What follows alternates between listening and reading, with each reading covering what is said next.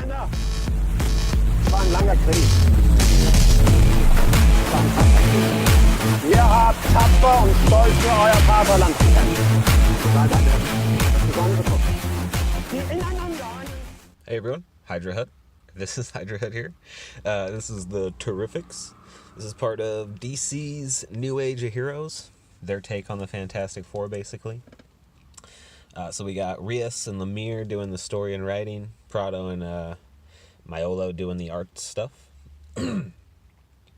So, I'll just say right now, I honestly wasn't overly excited for the Terrifics. The Fantastic Four ripoff just wasn't really doing anything for me. None of these heroes are familiar to me except for the ones that were in Metal.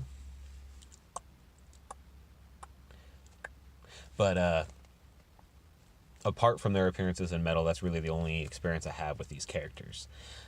So overall, this is all pretty new experience for me. The reason I got it is it was the last one at the LCS, and I figured I would take a look at it since everybody was so excited. Plus, it's only $2.99, and I assume... I mean, when it has Lemire writing, I can usually assume that it'll at least be entertaining.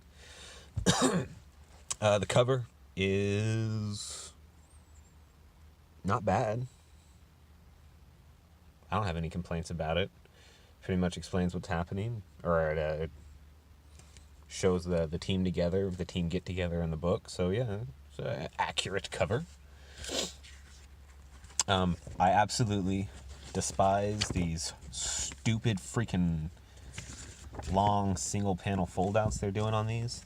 Hate it, want it to stop. So if you guys read the primer pages for these, then you're gonna recognize this opening page where we got Java eating the moth while Mr. Terrific narrates in the background. Of course, they don't tell us it's Mr. Terrific until he shows up, and we get this dynamic posing "I'm the high tea guy" intro. He shows up at this building where Java is under employment for this guy who actually took over Mr. Terrific's business. Mr. Terrific showed up because his T-spheres, that's T for terrific, not T for testosterone, although he does look like he's got enough T to go ahead and just make spheres to float about him.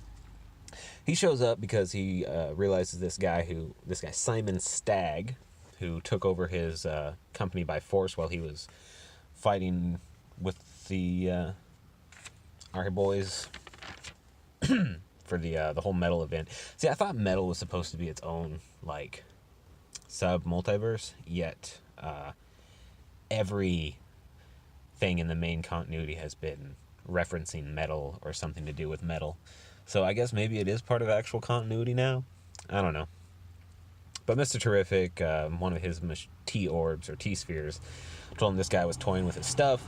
It's a big deal and not just something that a businessman should be playing with. Turns out he's got Metamorpho hooked to the machine, and he's turning him into an amplifier for the nth metal, and he opened up a portal to the dark world. So, Mr. Terrific immediately jumps into action, and basically pulls out the only person that they think that can help them stop this because of how far it's already gone. And that person is, of course, the egg known as Plastaman. So we get some fantastic, or at least I think this is really fantastic looking art while the story's going. There's no like real fighting or anything, but there's still a very dynamic, very exciting section of the book, which is cool. Plus, I'm a big fan of this kind of spacey Kirby Aura style artwork. Metamorpho basically harnesses too much power and it sucks them all in. So it takes in Mr. Terrific, Plastaman, Metamorpho into this world. Metamorpho's name is Rex, by the way. As they're floating in through space, that pulls Plastaman back into sentience. Mr. Terrific quickly tells him that he's the only thing that's going to be able to shield him, so he turns into a big bubble, swallows him whole. Neat looking art. And then we get a whole bunch of basically story structure. This is where we find out people's personalities. Plastaman is kind of a goober, I guess you could say. very childish. Watching EVS talk about Plastiman, I thought he was supposed to be kind of like an Irish hooligan style guy, but he really comes across more as a childish dork, who's painfully powerful just because that's how his power is. But all in all, decent story structure. The plot kicks along fine. This is way better than anything Marvel's putting out. Even though I don't particularly like Plastiman in this. His character's well done. The dialogue's well done. The only thing I didn't really like about the dialogue, to be completely honest, is Java. Not the thing. Not thing here.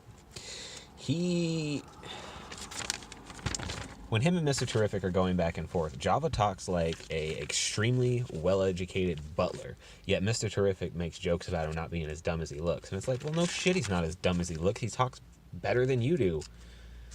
Just because he's big doesn't mean he's stupid. I just think they should have, structured his words to be more dumb-sounding if they're going to pull this whole, oh, he's the big dumb guy.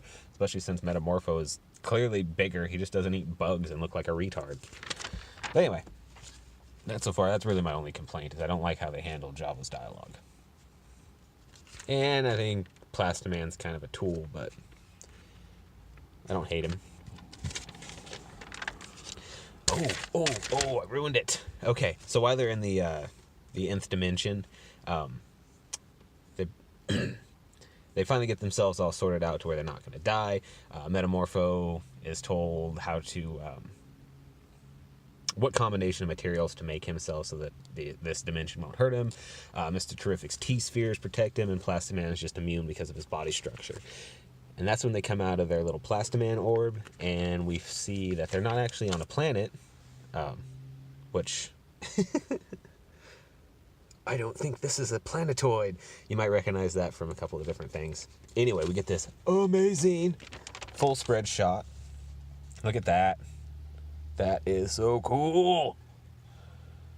This made the $2.99 so worth it. I just want to tear this book apart and hang this on my wall. I don't want to give away too much. While we're on this giant corpse in space, I'm pretty sure that's supposed to be the corpse of Galactus.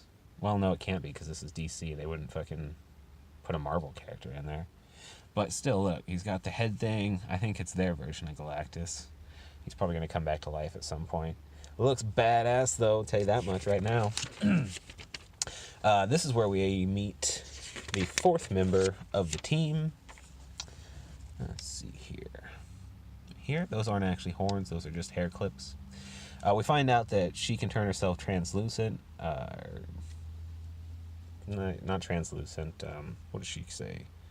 Ethereal? Yeah, she can go ethereal. Intangible. Intangible form, that's the word, baby. All of her people can, but since she's been on this planet, she hasn't been able to go back into full tangibility. Only they get some weird dialogue with the place she's from. This whole meeting's pretty nice. Again, he's kind of a D-bag, but I don't hate him, I guess. So, talking to their new friend, they mentioned that they heard some sort of signal, and they need to locate this signal. She says she's the only one that's been here, and she'd know if there was somebody else. Mr. Terrific's like, you just don't understand how to work the machinery. And I'm not going to ruin the last page for you, but somebody shows up that y'all are going to recognize, and it's pretty cool to see him again. I'll just say that he's the true Boy Scout in the DC universe.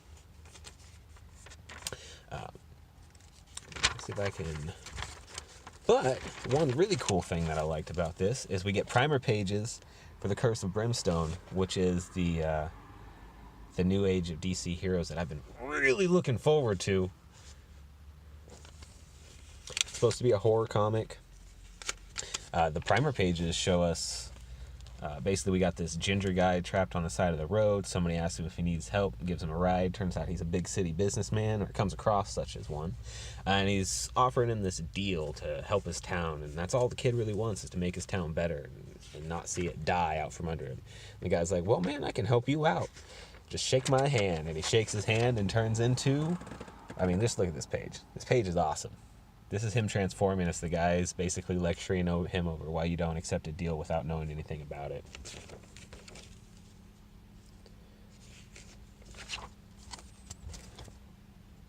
And of course somebody shows up and parks outside of my building. Alright. Definitely recommend Curse of Brimstone. Thanks for watching. Hell Hydra, baby.